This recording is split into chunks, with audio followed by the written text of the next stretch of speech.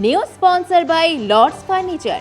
স্কুলের মধ্যে প্রধান শিক্ষিকাকে কান ধরে উঠবস করাচ্ছেন বিদ্যালয় পরিচালন কমিটির সভাপতি তথা বর্তমানে জলপাইগুড়ি পুরসভার ভাবি চেয়ারম্যান সৈকত চট্টোপাধ্যায়। রাজ্যের বিরোধী দলনেতা শুভেন্দু অধিকারীর ওই সিসিটিভি ফুটেজ সোশ্যাল মিডিয়ায় পোস্ট করেছেন।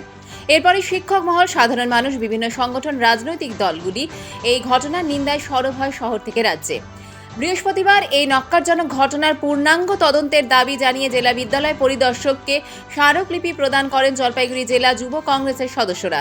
আজকের এই স্মারকলিপি দেওয়াকে কেন্দ্র করে জেলা বিদ্যালয় পরিদর্শকের অফিসের প্রধান দরজায় প্রচুর পুলিশ মোতায়েন করা হয় জেলা পুলিশের পক্ষ থেকে। যুব কংগ্রেসের 5 জন সদস্য জেলা বিদ্যালয় পরিদর্শককে স্মারকলিপি প্রদান করে বাইরে বেরিয়ে এসে যুব সভাপতি নবেন্দু মৌলিক জানান, এই ঘটনা জলপাইগুড়ি শহরকে কলঙ্কিত করলো, প্রাচীনতম বিদ্যালয়টির সম্মান নষ্ট করলো।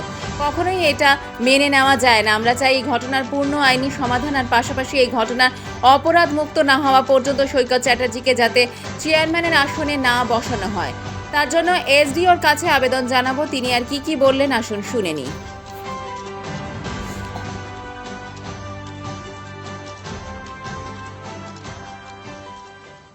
দেখুন, এটা তো জলপাইগুড়ির ঐতিহ্যবাহী শহরের জন্য একটা কলঙ্কজনক দিন, যে একটি শতাব্দী প্রাচীন মহিলা শিক্ষা প্রতিষ্ঠান সুনীতিবালা সদর উচ্চতর বালিকা বিদ্যালয়, তার প্রধান শিক্ষিকাকে দেখা যাচ্ছে যে তিনি ম্যানেজিং কমিটির প্রেসিডেন্ট তথা জলপাইগুড়ি পুরসভার ভাবি চেয়ারম্যান, এবং জলপাইগুড়িতে, আমি তো তাকে জলপাইগুড়ির ত্রাস ছাড়া আর কিছু মনে করি না, তিনি তার চেম্বারে প্রধান শিক্ষিকাকে তার চেম্বারের মধ্যে কান ধরে উঠবস করাচ্ছেন।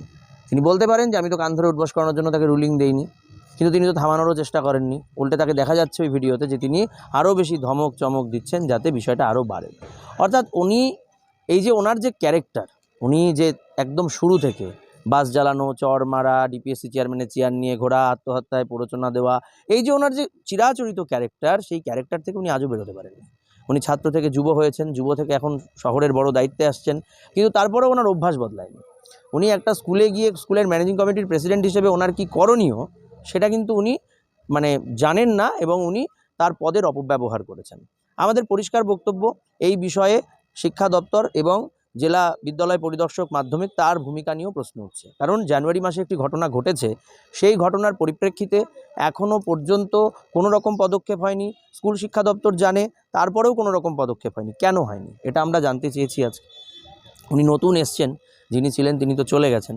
উনি বলেছেন যে উনি এটা তদন্ত করবেন নতুন করে, আগামী সোমবার দিন স্কুলে যাবেন, স্কুলে গিয়ে বিষয়টি দেখবেন। অলরেডি শিক্ষা দপ্তরের সাথে ওনার কথা হয়েছে। আমরা দাবি করেছি যে এই তদন্ত স্কুল শিক্ষা দপ্তরের পক্ষে করা সার্বিকভাবে সম্ভব নয়, তার পাশাপাশি সিভিল অ্যাডমিনিস্ট্রেশন এবং পুলিশ অ্যাডমিনিস্ট্রেশনকেও দরকার।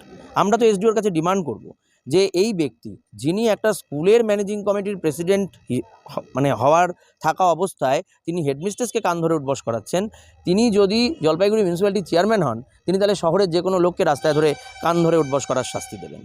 এটা তো হয় না। এই নীতি পুলিশের অধিকার তাকে দেওয়া হয়নি, না তো ম্যানেজিং কমিটির প্রেসিডেন্ট হিসেবে দেওয়া হয়েছে, না চেয়ারম্যান ভাইস চেয়ারম্যান হিসেবে ওনার কাছে এটা দেওয়া হবে। তাই জন্য সেটা তো আমাদের প্রশাসনিক ডিমান্ড যেটা থাকবে, যে ওনাকে যেন এখন শপথ পড়ানো না হয় ওনার মতন ব্যক্তিকে, যতক্ষণ পর্যন্ত উনি অপরাধমুক্ত প্রমাণ না হচ্ছেন। আর দ্বিতীয় বিষয় হচ্ছে যে স্কুল শিক্ষা দপ্তরকে ওনার বিরুদ্ধে ব্যবস্থা নিতে হবে, এফআইআর করতে হবে, ওনাকে প্রয়োজন অনুযায়ী গ্রেপ্তার করতে হবে, যা যা ব্যবস্থা আছে সেটা করতে হবে। কারণ এটা স্কুলের জন্য কলঙ্কের দিন শুধু নয়, বা শিক্ষা ব্যবস্থার জন্য কলঙ্কের দিন শুধু নয়, এটা এন্টায়ার জলপাইগুড়ির যে একটা শুভ বুদ্ধিসম্পন্ন সংস্কৃতি মনস্ক মানুষের শহর জলপাইগুড়ি, তার জন্য একটা বিরাট বড় ছাপ পড়ে গেল, এটাই আমাদের মনে হয়। এবং সেই জায়গা থেকে আমাদের দাবি প্রশাসনকে যথোপযুক্ত পদক্ষেপ গ্রহণ করতে হবে। জলপাইগুড়ি মার্চেন্ট রোড আরবি দে কমপ্লেক্স সুবর্ণা, এখানে আপনারা পেয়ে যাবেন রকমারি গিফটের সম্ভার।